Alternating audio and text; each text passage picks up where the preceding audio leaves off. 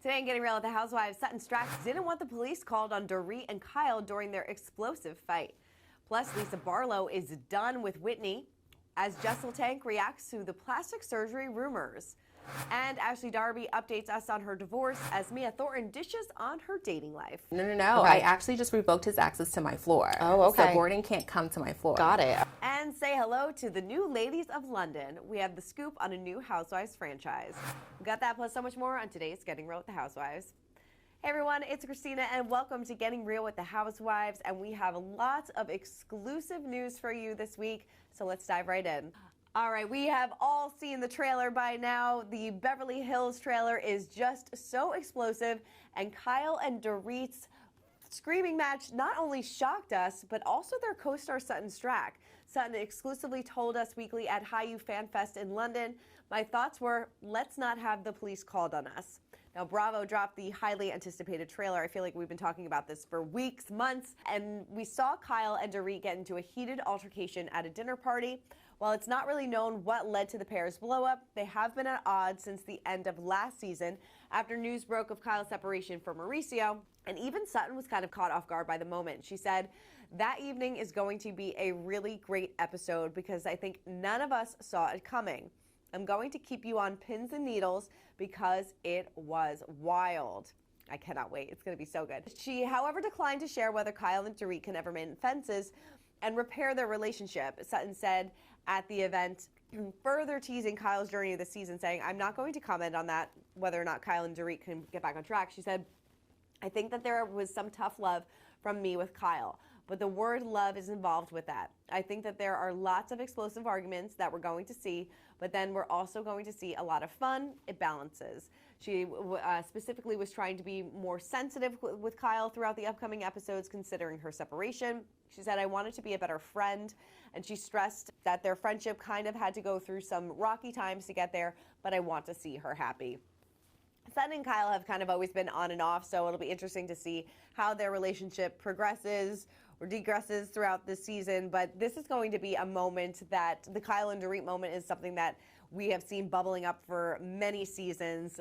And in the trailer, seeing that PK has been texting Kyle, it's going to be good. I cannot wait for Beverly Hills to come back in just a couple weeks. So I can't wait to recap it every single week. All right, well, it's the end of the road for Real Housewives of Salt Lake City's Lisa Barlow and Whitney Rose. This is, of course, according to Lisa Barlow herself. So she exclusively gave us an update on where she stands with Whitney, who she claims has repeatedly spread lies about her across Salt Lake City's 5-year run. Lisa told us at the haou Fan Fest in London, she said, she's been doing this since season 1, where she made up lies about me with the bartenders. Then in season 2, she came up with more things. Season 3, she accused me of sleeping with a business partner. That's also my husband's business partner. And the list goes on and on and on, and I'm done. I'm so done. She also insisted that she didn't intend to drag John and Justin into her drama with Whitney. She said, "I didn't get the husbands involved. I was going up to my husband, John, who happened to be standing next to Justin." She added of Justin, "And for me, it's like, you're participating in this. You back your wife in her life." So I'm like, your wife's a liar. And there is no lie. It's out on Twitter, all over the internet, that I was not the one that did that. She's, of course, talking about the Prism jewelry drama that's been going on. As far as Lisa's concerned, there's no way forward. She says, "No, I always have a path forward. I always forgive. I give grace." But I told her this time, "You're lying about me, and you're going to have to say I'm sorry. And this time, I'm not going to forgive you. It's been one too many times. Whitney needs to stop lying about everybody." Ooh, this reunion is going to be a good one. But this season of Salt Lake City is just so good. I had, of course you have a little bit of doubt coming off of last season, which was so epic. But I love the new cast members. This drama is top tier.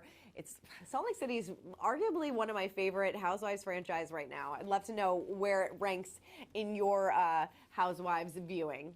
All right, well, moving on to New York. Jessel is debunking fan theories that she had work done between her first 2 seasons on The Real Housewives of New York City.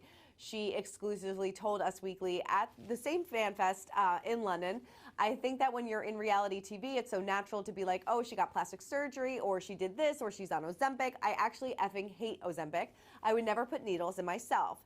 She further revealed why she likely got criticism to the contrary. She said, "I think it's just the natural reaction to people who make positive changes, physically or otherwise." She added, "Now I actually just laugh at the comments I read, and I read all of them, and I'm like, oh, I'm so sorry that you're so sad." Hey, as long as Jessel's happy, living her best life, she is definitely one of my favorites on the New York franchise. A lot of people are not loving this season so far. I'd love to know in the comments what you think. A lot of people are saying it's a little bit boring. We're kind of dealing with this Uber and Uba drama over the past couple episodes. Hopefully, maybe it just needs a couple more episodes to really get things moving. But, Jessel, you can comment all you want, and Jessel does not seem to mind. All right, well, the Real Housewives of Potomac's Ashley has been separated from Michael Darby for 2 years now, but the estranged couple who co-parent their sons, Dean, who is 5, and Dylan, who is 3, have yet to file for divorce. I feel like this has been going on forever, 2 years. Ashley exclusively told us of her divorce plans, saying it's on the horizon, like I see it there, squint, it's in there. Why the delay? Well, she said a settlement agreement. While her divorce remains up in the air, she is having the time of her life dating not just someone, but someones. She said, "I'm having a good time. Let's put it that way. The roster is rostering." I mean, she's getting herself back out there. She's living her life. I mean, I spoke to her last November, and she was like, divorce is right around the corner. We're almost there, but something is holding this up. But hopefully she can put an end to this soon. All right, well, we recently caught up with Real Housewives of Potomac star Mia Thoran, who dished on her own dating life and all the drama that's been going on. Take a look. What does the family dynamic look like? We are actually doing a really good job. Okay, good. And, the kids are happy, and Gordon is still very much so in my building. Okay. And still coming over for coffee? Yes.